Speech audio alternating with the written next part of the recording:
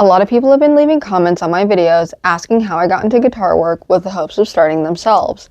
I wanted to share a few small things that have played a huge role in getting me to where I am today. The first thing is having a guitar that you could set on fire and feel no remorse. This was my first guitar, and while it doesn't necessarily fit that bill for me, it did serve as my first patient. I put countless hours into taking this guitar apart and reassembling it. It sat in an unplayable condition for a really long time while I built up my skills. While it would have been possible to learn on one of my nicer guitars, the fear of failure would have slowed my growth down exponentially. I would intentionally cause damage to this guitar just to be able to fix it, and I would always learn the most when I made more mistakes on top of the intentional damage caused. For me, the freedom to be able to make mistakes creates a much larger margin for learning. If you watch my videos today, you'll probably notice that I have a workshop full of professional tools, but that wasn't always the case. The tools that I have now are great for productivity and they save me a lot of time, but in the beginning I used mostly hardware store tools and whatever else I could get together to get the job done. A few Allen keys, some screwdrivers, a ruler, and some creativity took me a long way before I decided to invest in the tools that I have today.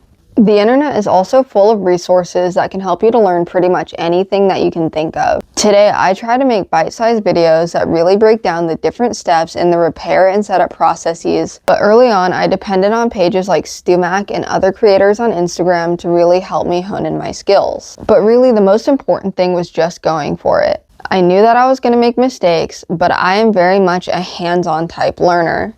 I could watch as many videos as I wanted and read as much material on repairing guitars as my heart really desired, but unless I got my hands onto one of these to make mistakes and fix it myself, then I wasn't learning anything worthwhile. My best advice is just to grab a barely working guitar and to keep working on it until you feel comfortable. Almost any mistake that you can make when learning how to work on guitars can be repaired, and the best part is the more mistakes you make, the more opportunities you have to keep learning.